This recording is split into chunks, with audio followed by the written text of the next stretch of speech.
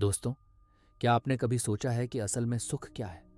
क्यों हम हमेशा उन चीज़ों के लिए दुखी रहते हैं जो हमारे पास नहीं हैं, जबकि सच्ची खुशी तो उन्हीं चीज़ों में छिपी होती है जो हमारे पास अभी हैं? अगर हम अपनी आंखें खोलकर देखें तो पाएंगे कि जितना हम दुखी महसूस करते हैं, उससे कहीं ज़्यादा हमारे पास खुश होने की वजह है। आज मैं आपको एक ऐसी कहानी सुनाने जा रहा हूँ जो आपके मन की आंखें खोल देगी और यह सिखाएगी कि सुख और दुख केवल आपके बाहरी हालातों पर नहीं, बल्कि आपके नज़रिए पर निर्भर करते हैं। ये कहानी एक गरीब व्यक्ति की है जो अमीर बनने की चाह में हमेशा दुखी रहता था। लेकिन एक दिन एक बौद्ध भिक्षु ने उसे असली सुख का मार्ग बताया। बहुत समय पहले की बात है। एक नगर में एक बहुत ही गरीब व्यक्ति रहता था।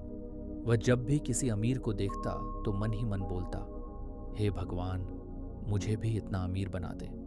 वह दिन रात यही सोचता रहता कि कैसे उसे भी ऐशो आराम की जिंदगी मिल सके। वह अपने हालात से दुखी था क्योंकि उसके पास खाने के पैसे तक नहीं थे। एक दिन जब वह इस तरह भगवान से शिकायत कर रहा था, तभी उसके पास से एक बौद्ध भिक्षु गुजरते।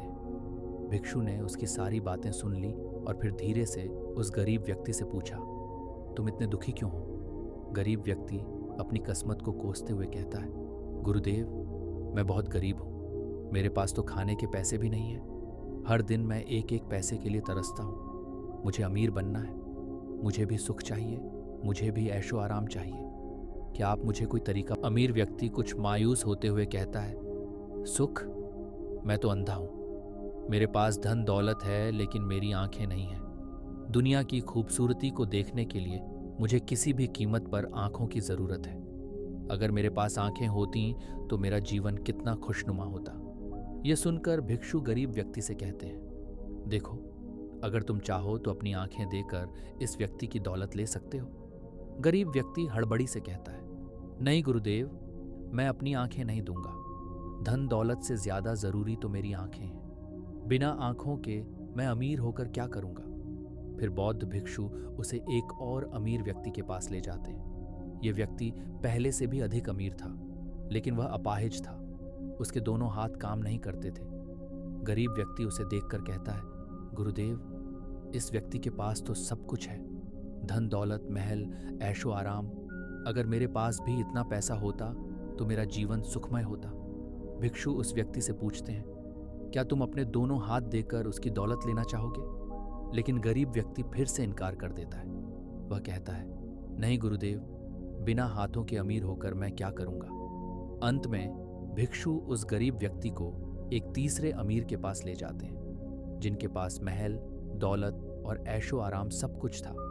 लेकिन वह व्यक्ति दुखी था क्योंकि उसकी पत्नी ने उसे धोखा दिया था। वह आदमी कहता है, क्या फायदा इतनी दौलत का जब मेरी पत्नी ने मुझे छोड़ दिया और किसी और के साथ भाग गई? मेरे पास सब कुछ है, लेकिन मुझे प्यार नहीं मिला। ये सब कुछ बेकार है। भिक्षु उस अमीर व्यक्ति से कहते हैं, तुम्हारी दौलत तो है, लेकिन तुम्हारे दिल में दुख है।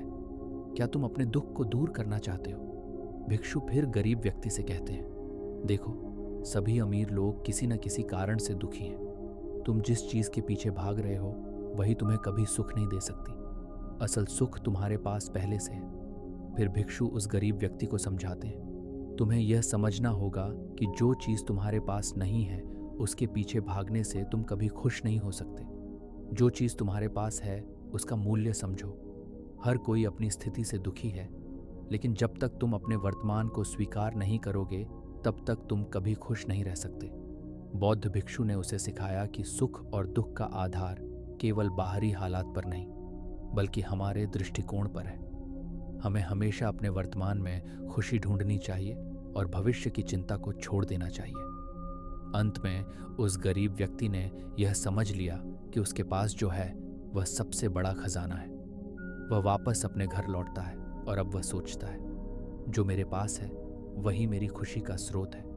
दोस्तों, इस कहानी से हमें यह सीखने को मिलता है कि सुख और दुख बाहरी चीज़ों से नहीं, बल्कि हमारी सोच और दृष्टिकोण से आते हैं। हमें जो हमारे पास है उसी का सही मूल्य समझना चाहिए और उसका आनंद लेना चाहिए। तो दोस्तों, अगर आपको यह वीडियो पसंद आया तो इसे लाइक करें, कमेंट करें और अपने दोस्तों के साथ ज़रूर शेयर करें। चैनल को सब्सक्राइब करना ना भूलें, क्योंकि हम आपके लिए इसी तरह की प्रेरणादायक और ज्ञानवर्धक बातें लाते रहेंगे।